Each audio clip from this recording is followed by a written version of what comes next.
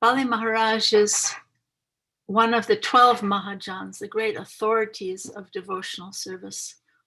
There's a verse that's spoken by Yamaraj or Dharmaraj, the Lord of Death, who is also the Lord of Dharma. And he names the 12 Mahajans. Swayambhu Narada Sambhu, Komara Kapila Manu, Pralada Janaka Bhishma, Bali Vayasukir Vayam. So here's the list. Swayambhu means Lord Brahma, Narada Muni, Lord Shiva, the Kumaras, Lord Kapila, Manu, Prahlad, the grandfather of Bali Maharaj, Janaka Maharaj, the father of Sita, the great Bhishma Dev, who I'd like to say a few words about in a little while also, Bali Maharaj. Vyasaki means Sukadev Goswami, the one who's born from Vyasadev.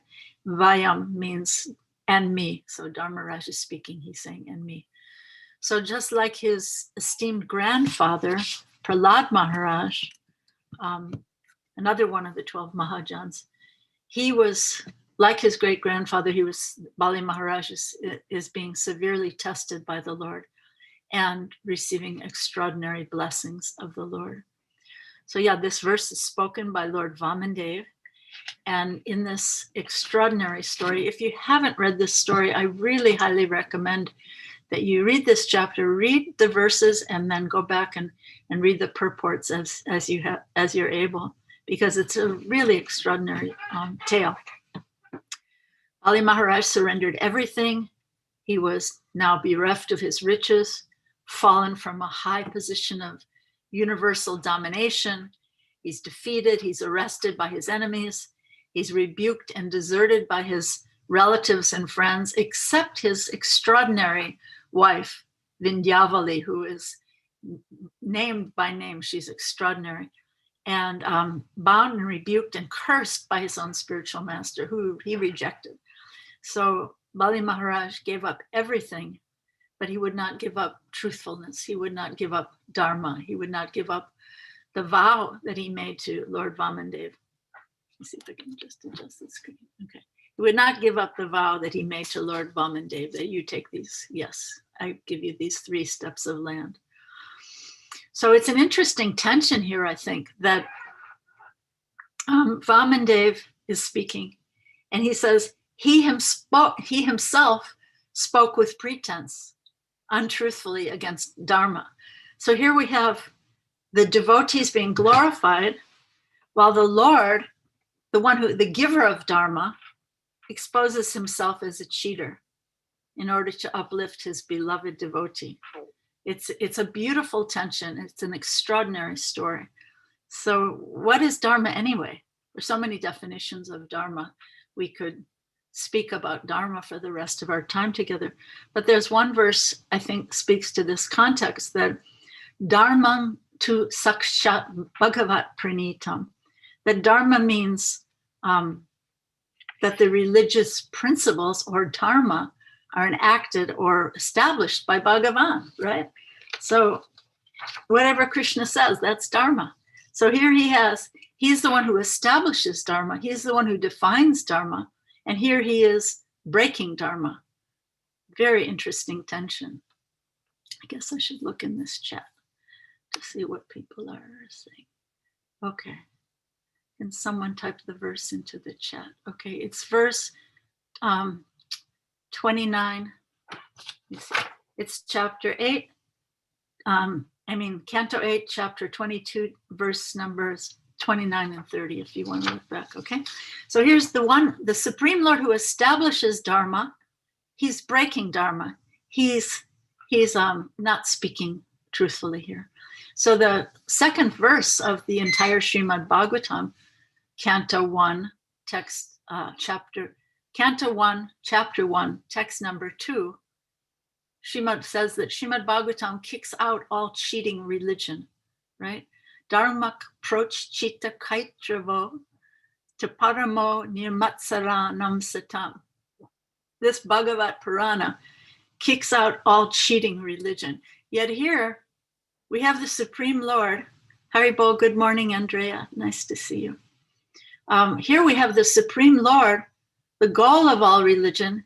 He's exposing himself as a cheater in order to glorify his devotee.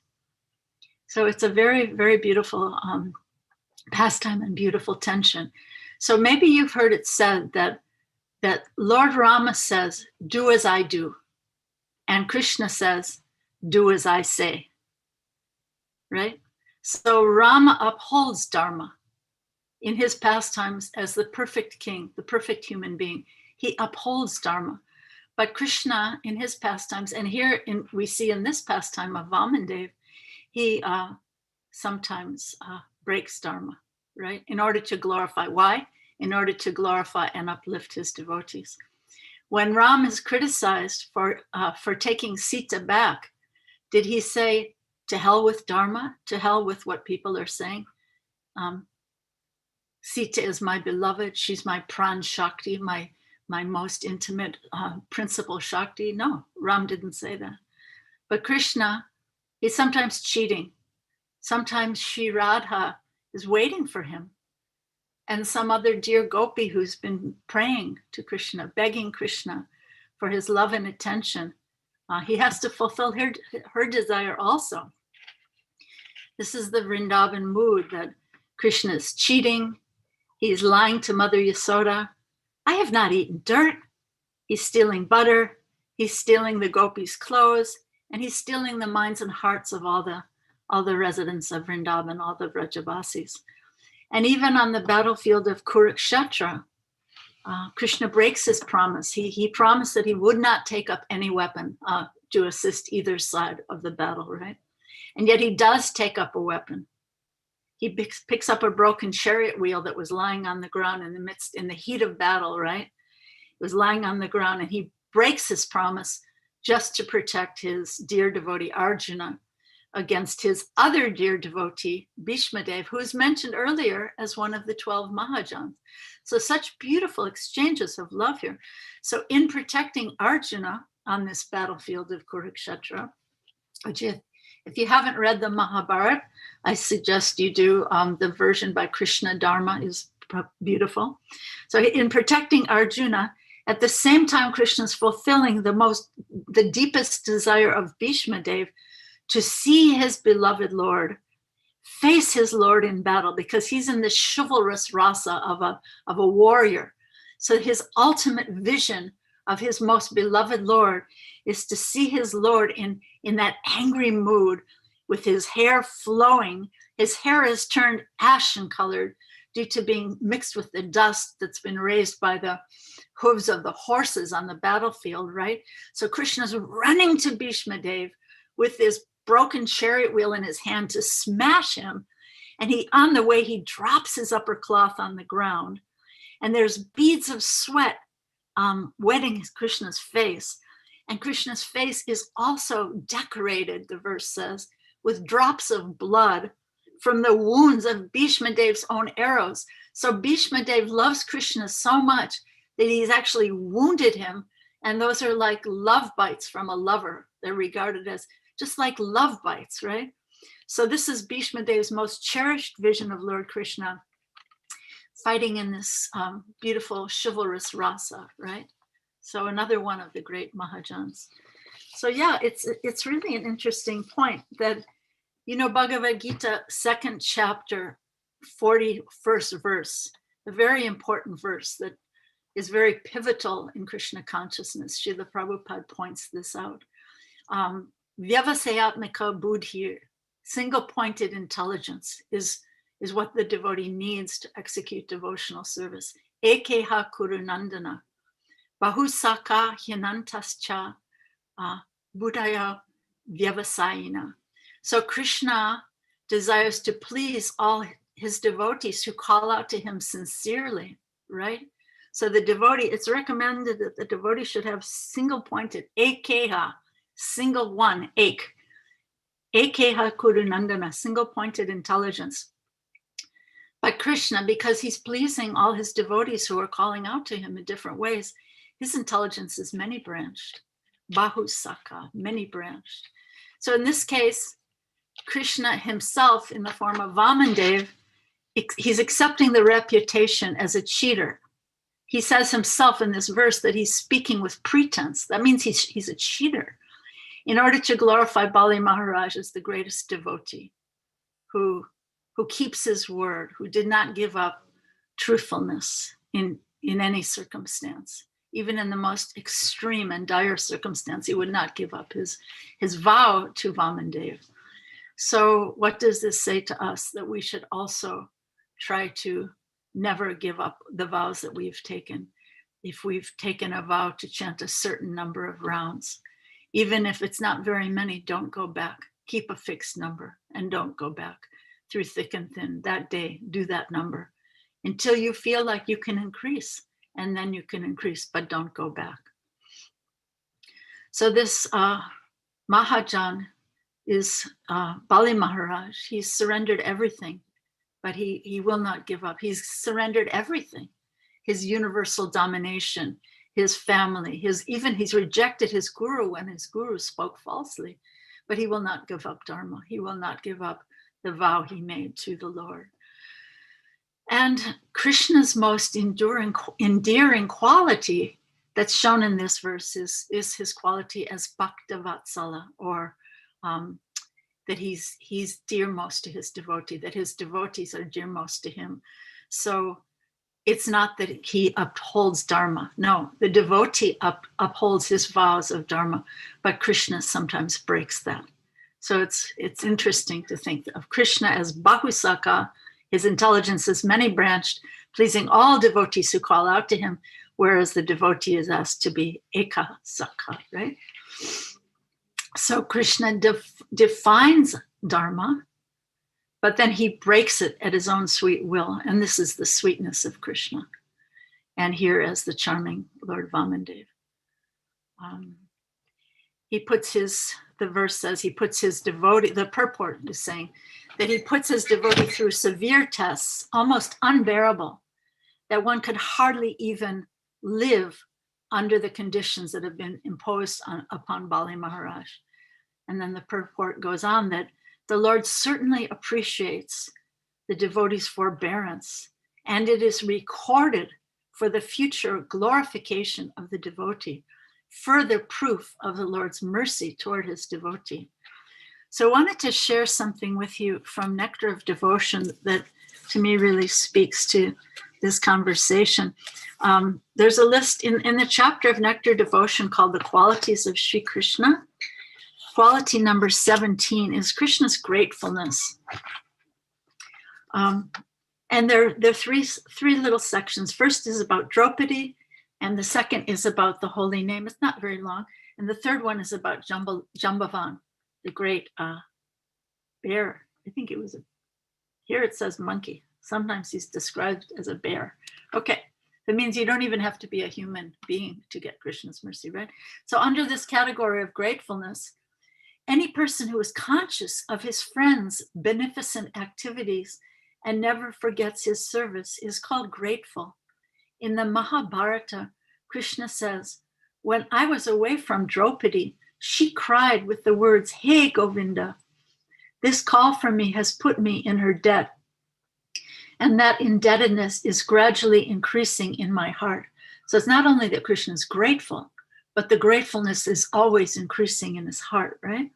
This statement by Krishna gives evidence of how one can please the Supreme Lord simply by addressing him, "Hey Krishna, hey Govinda." So beautiful. So then there's a little bit about the Hare Krishna mantra. So Krishna's grateful to Draupadi. We got that now, right?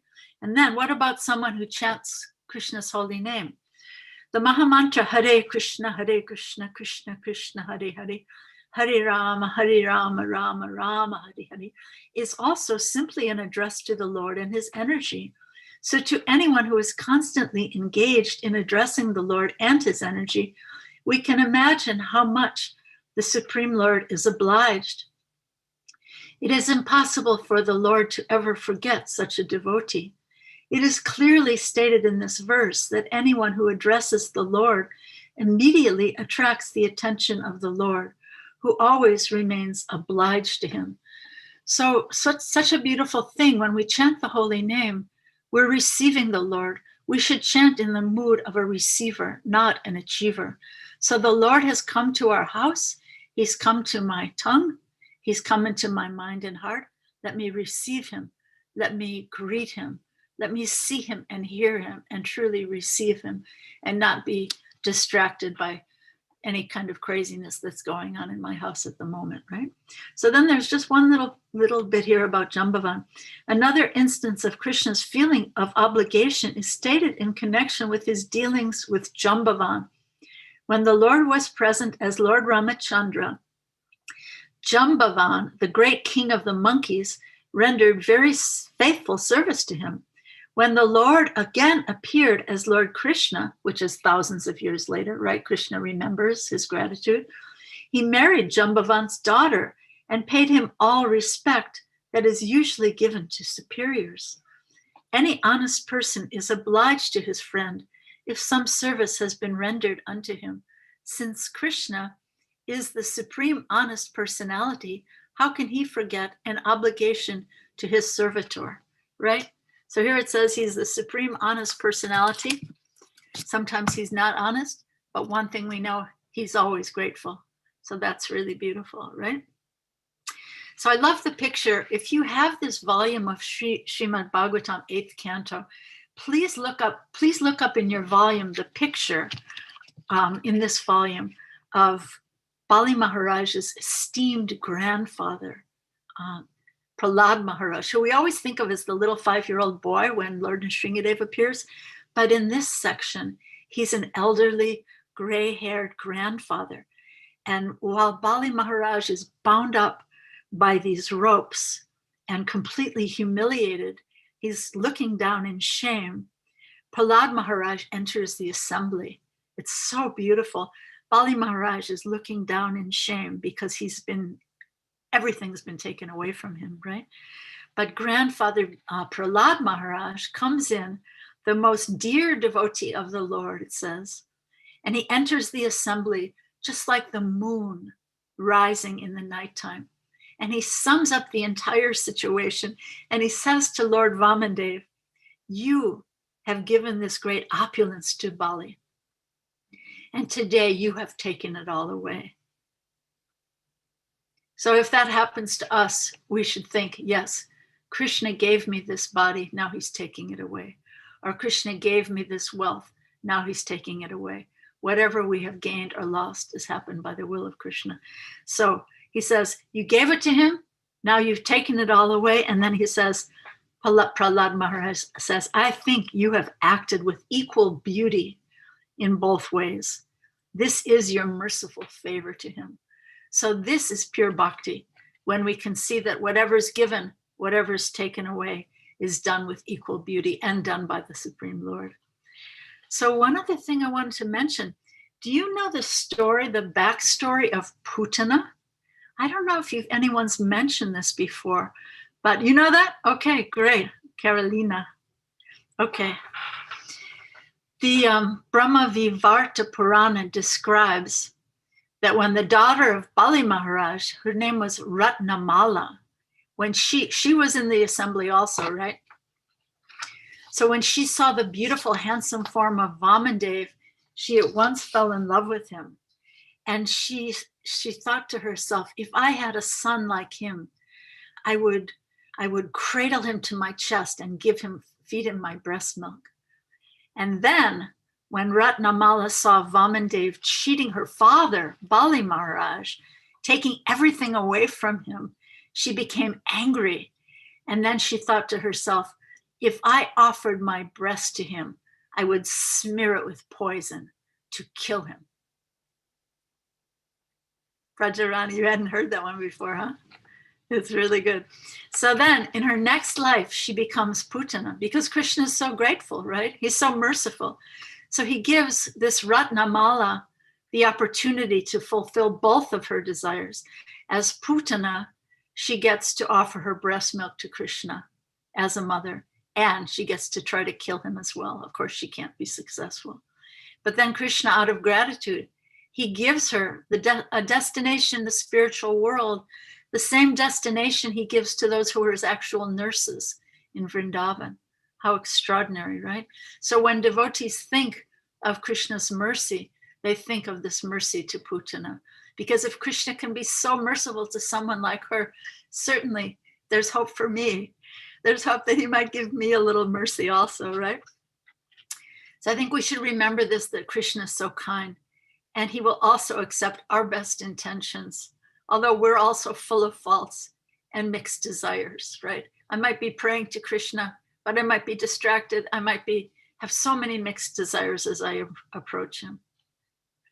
But then at the very end of this purport, I think there's a very, very important instruction that we should remember. The Supreme Personality of Godhead not only tested Bali, but also gave him the strength to tolerate such adversity.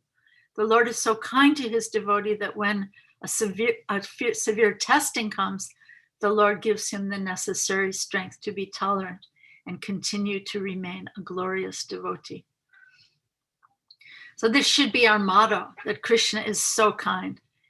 And we could also pray to be cheated by Krishna, to ask him to steal our minds and our hearts away from our false shelters of this material world. We have, what are my false shelters, right? Prabhupada calls them fallible soldiers. Pride, prestige, opulence, family, and just ask Krishna to give us shelter under his lotus feet. Right? He put his lotus foot right on the head of Bali Maharaj. So pray to Krishna to put his lotus foot on our heads also, and give us mercy in the way he gave Bali Maharaj.